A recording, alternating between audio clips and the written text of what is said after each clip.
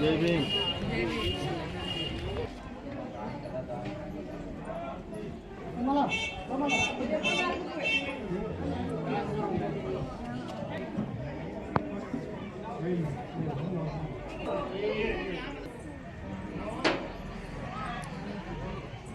आजच्या या मंगलमय प्रसंगी बुद्धभूमी मावसाळ्यावरून निघालेल्या धार्मिक धम्मसहलीतील सर्व उपासक आज या ठिकाणी सुजाताने भगवंताला खीर दिली त्या ठिकाणाला भेट देण्यासाठी आपल्या धम्मसहलीतील सर्व उपासक या ठिकाणी पोहोचलेले आहेत.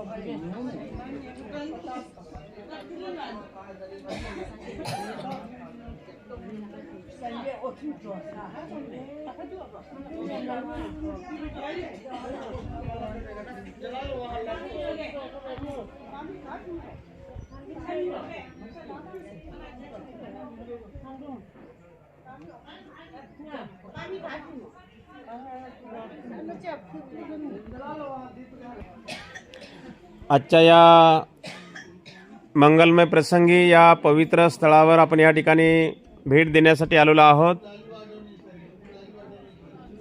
हे पवित्र स्थळ यासाठी आहे की याच ठिकाणी सिद्धार्थ गौतम यांना सुजाता नावाच्या भगिनीनं आपल्या पन्ना नावाच्या दासी समवेत याच ठिकाणी याच जागेवर तथागतांना सोन्याच्या पात्रामध्ये खीर अर्पण केली. ती ठिकाण आहे. या ठिकाणाला आपण भेट देण्यासाठी आपण आलेलो आहोत. या पवित्र स्थळी आपण सर्वांनी त्रिशरण पंचशील ग्रहण करूया. सर्वांनी हात जोडून मी म्हणतो त्याप्रमाणे आपण सर्वांनी बोलावं. अरहं सम्मा संबुद्धो भगवा बुद्धं भगवन्तं अभिवादेमि स्वाख्यातो भगवता धम्मो धम्मं नमस्सामि सुपटिपन्नो भगवतो सावकसंघो संघं नमामि. नमो तस्स भगवतो अरहतो सम्मा संबुद्धस्स.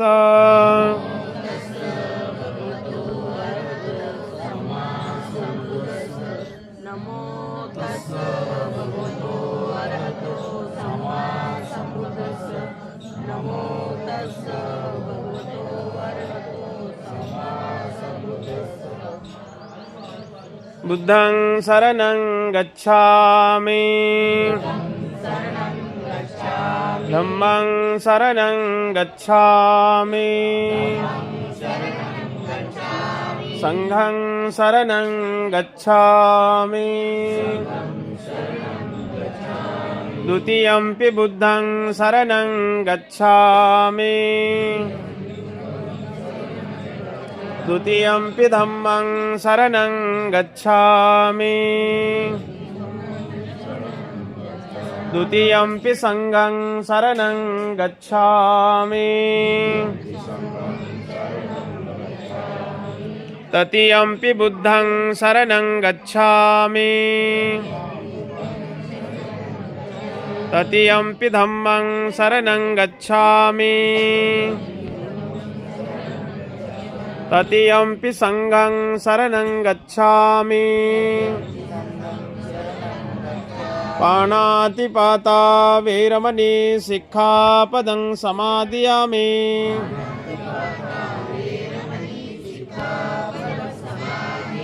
अदिन्नदाना वेरमणि सिक्खापदं समादियामि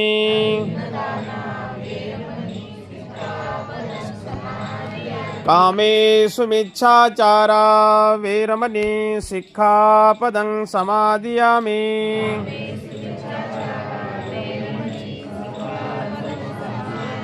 मुसावादा वेरमणि सिक्खापदं समादियामि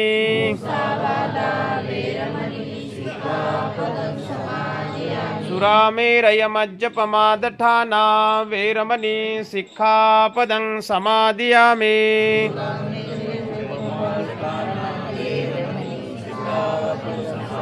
साधु साधु साधु बुद्धं नमामि धम्मं नमामि संघं नमामि। खरं तर आजच्या या मंगलमय प्रसंगी सुरुवातीलाच या ठिकाणी तथागतांचे आपण त्रिशरण पंचशील या ठिकाणी ग्रहण केलेलं आहे। या ठिकाणी आपल्या धम्मसहलीतील जे उपासक आहेत, आयुष्यमान श्रद्धावान बौद्ध उपासक भाऊसाहेब पठारे आहे ना, भाऊसाहेब पठारे साहेबांचा आज जन्मदिवस आहे। डोंगेश्वरीवर त्यांनी भगवंताला पुष्प अर्पण करून त्यांचा वाढदिवस या ठिकाणी आपण संपन्न केलेला आहे। याही ठिकाणी ज्या ठिकाणी भगवंताला सुजातानं खीर दिली आहे ना, त्याच ठिकाणी आयुष्यमान भाऊसाहेब पठारे आणि त्यांच्या धर्मपत्नी बौद्ध उपासिका पठारेताई या दोघांना सूचना आहे की आपण या ठिकाणी भगवंताला हा जो पांढरा जे एक कपाड आहे तो कापड भगवंताला अर्पण करून या ठिकाणी आपण पूजन करावं। या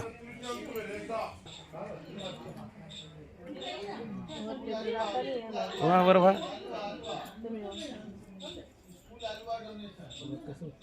ठेवा देणार खालीच ठेवून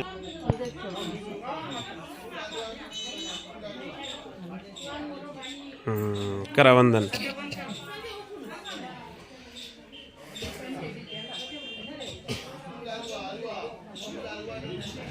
साहेबांना आपण एकदा सर्वांनी मोठ्याने साधुकार म्हणून 3 वेळ साधुकार म्हणून साहेबांना शुभेच्छा देऊया। म्हणा साधू साधू साधू साधू।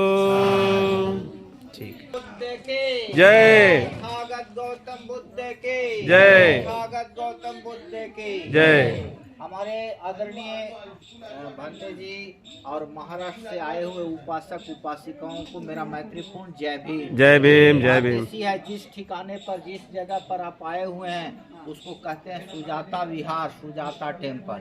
आज के 2500 वर्ष पहले बीच में जिस समय सिद्धार्थ गौतम यहाँ पर आए थे उस समय ये जंगल ही जंगल हुआ करता था। जंगल का नाम था उरुवेला। क्या नाम था? उरुवेला। और अभी फिलहाल इस गांव का नाम है बकरौर। नाम बदल गया है, पहले से नाम बदल गया। तो ये जो एरिया देख रहे हैं ना, ये सब एरिया इतना घना जंगल था, इतना घना जंगल था कि इसमें जंगली जानवर रहते थे, पशु पक्षी रहते थे। और जब ढोंगेश्वरी पर्वत पर कठोर तपस्या किए, तपस्या करते करते उनका शरीर कैसा हो गया था? एकदम सापड़ा हो गया था, ऐसा शरीर हो गया था। तो आप लोग किताब में पढ़े होंगे, कि वो 6 वर्ष तक के बिना अन्न बिना जल के ही तपस्या किए थे। तपस्या करते करते जब उनको ज्ञान की प्राप्ति नहीं हुआ तो उस जगह को छोड़ करके इधर में आ गए। और आने के बाद में ये बरगद का पेड़ है, बरगद के पेड़ के नीचे आकर के बैठ गए।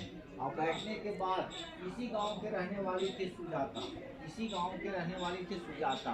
तो पहले के ज़माने में किसी को कोई परेशानी होता था तो इसी झाड़ के पास में लोग नवस मांगते थे, मन्नत मांगते थे कि हमारा ऐसा काम हो जाए, वैसा काम हो जाए।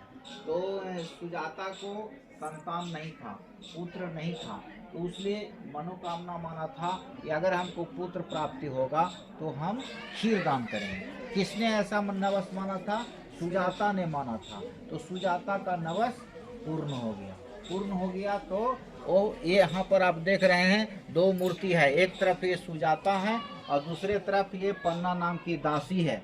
तो सुजाता ने अपने दासी पन्ना नाम के दासी को साफ सफाई करने के लिए भेजा। वहाँ पर भेजा इस झाड़ के पास में। तो ये पन्ना नाम के दासी साफ सफाई करने के लिए आई तो उसने देखा कि ऐसे दुबले पतले सापड़ा शरीर वाले कोई बैठे हुए हैं।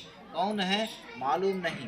दौड़ी दौड़ी गई और मालकिनी सुजाता को बताया कि मालकिनी और झाड़ के पास में ऐसा सापड़ा शरीर वाले कोई बैठे हुए हैं। कौन है मालूम नहीं। तो सुजाता ने ऐसा मन में विचार किया कि हो सकता है वृक्ष देवता वन्य देवता साक्षात प्रकट होगा। ऐसा समझ कर के खीर बनाई और खीर बना कर लेकर के आई है और उन्होंने पुकारा, हे वृक्ष देवता, हे वन्य देवता, हमारे खीर को जेवन कीजिए। उसके बात पर ध्यान नहीं दिए, कारण कि वो वन्य देवता वृक्ष देवता तो नहीं थे, वो तो साधारण मनुष्य थे। तो सुजाता ने कहा कि आप चाहे जो भी हो हमारे खीर को ग्रहण कीजिए। फिर भी वो ग्रहण नहीं किए। तो सुजाता ने गीत गा करके उनको सुनाया था। कैसा संगीत सुनाया था कि वाद्य यंत्र के तार को इतना मत खींचो कि तार टूट जाए और इतना भी ढीला मत छोड़ो कि उससे सुर न निकले। कहने का मतलब वो कहना चाह रही थी, ना ज़्यादा कठोर तपस्या कीजिए, ना ज़्यादा शरीर को आराम दीजिए, मध्यम मार्ग, वो मध्यम मार्ग बताना चाह रही थी। और वो बात को समझ गए और उसका दिया हुआ खीर को स्वीकार कर लिए। हालांकि पंचवर्गीय भिक्षु कौंडिल्य, भद्र, बपू, महानाम, अश्वजित ये सब गुस्सा में हो गए। क्यों गुस्सा में हो गए? क्योंकि वो नहीं चाहते थे कि वो भोजन करें, लेकिन वो उन्होंने भोजन कर लिया, इसलिए वो गुस्सा में हो करके छोड़ करके कहाँ चले गए? सारनाथ चले गए। और सिद्धार्थ गौतम कहाँ रह गए? यहीं पर रह गए।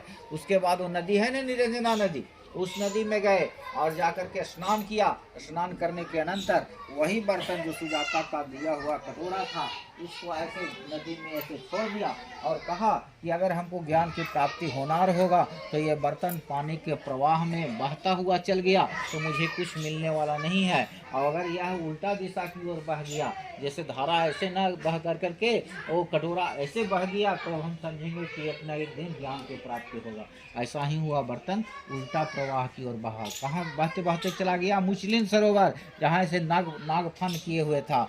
उसी नाग ने कहा कि कल के डेट में यही सिद्धार्थ गौतम बुद्ध बनेगा। और वही आगे गए पीपल के पेड़ के पास में बैठे और वैशाख पूर्णिमा के दिन, कौन सा दिवस था? वैशाख पूर्णिमा। वैशाख ठीक बोली, किसने बोला? हमारा बच्ची ने। बहुत सही जवाब। वैशाख पूर्णिमा वह दिवस था जिस दिन वो बैठ कर करके साधना किए और वैशाख पूर्णिमा के दिन उनको सम्यक संबोधि ज्ञान की प्राप्ति हो गई और वो बुद्ध हो गए। यहाँ तक वो क्या कहलाते थे? सिद्धार्थ कहलाते थे। यहाँ पर वो कौन सा दिवस था जिसने सुजाता ने खीर दान दिया? वह दिवस था चैत्र पूर्णिमा। और वहाँ पर जो वैशाख पूर्णिमा के दिन उनको ज्ञान की प्राप्ति हुआ। उनके जीवन में, सिद्धार्थ गौतम के जीवन में दो भोजन विशेष महत्व रखता है। एक सुजाता की दी हुई खीर खाने के अनंतर उनको सम्यक संबोधि ज्ञान की प्राप्ति हुआ।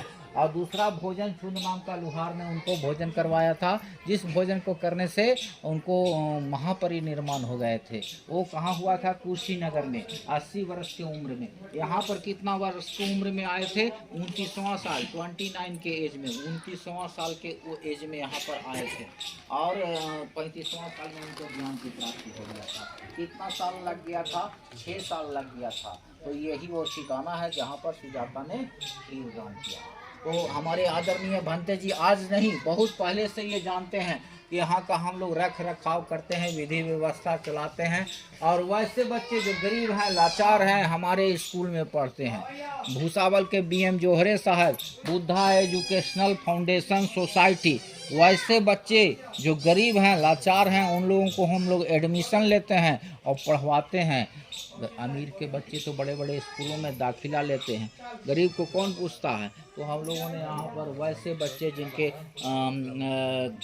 माने यहाँ समाज में अच्छा दृष्टि से नहीं देखा जाता, छुआछूत का भावना रखा जाता, वैसे बच्चे लोग को, अनटचेबल बच्चों को भी हम लोग पढ़ाते हैं।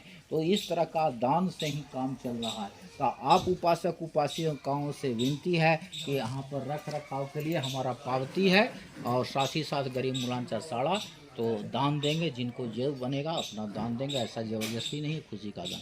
नमो बुद्धाय, जय भीम। जय भीम। साधु साधु साधु।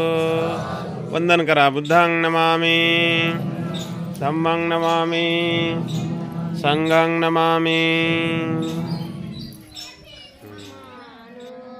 सुजित किरदान करुबाई दोन्ही हातान, सुजित किरदान करुबाई दोन्ही हातान। बस एवढंच द्यायला.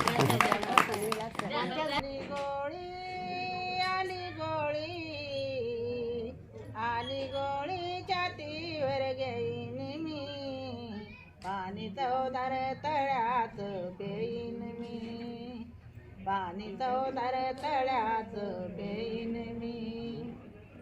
नाही पिणार पाणी दुरुनी, घेतली बाबाने झारी भरुनी. नाही पिणार पाणी दुरुनी, घेतली बाबाने झारी भरुनी. टप टप रक्त, टप टप वेगळं गाणं वेगळं. पाणी चौदार तळ्यात बाबाने आव, केला गुंड्याने दगडावर शाव. नाही सोडली बाबाने आव, तिटंत तिटंत तिटंत गुंड्यात पायी मी, पाणी चौदार तळ्यात पेईन मी, पाणी चौदार तळ्यात पेईन मी. शेळी असताना जगता कशाला, शिये असताना बीता कशाला. शेळी असताना जगता कशाला, शिये असताना बीता कशाला. असे आव्हान, असे आव्हान, असे आव्हान जगाला देईन मी, पाणी चौदार तळ्यात पेईन मी. म्हणा साधू साधू साधू. आजच्या या मंगलमय प्रसंगी या पवित्र स्थळावरती ममता पठारे या ठिकाणी एक गीत बोलत आहेत. आपण सर्वांनी आवाजाकडे जरी नाही परंतु गाण्याच्या बोलाकडे लक्ष द्यावं. जगत बदले ते समाधानी होऊनी, सुजाताची खीर मला गेली दिशा दावणी, सुजाताची खीर मला गेली दिशा दावणी. साधू साधू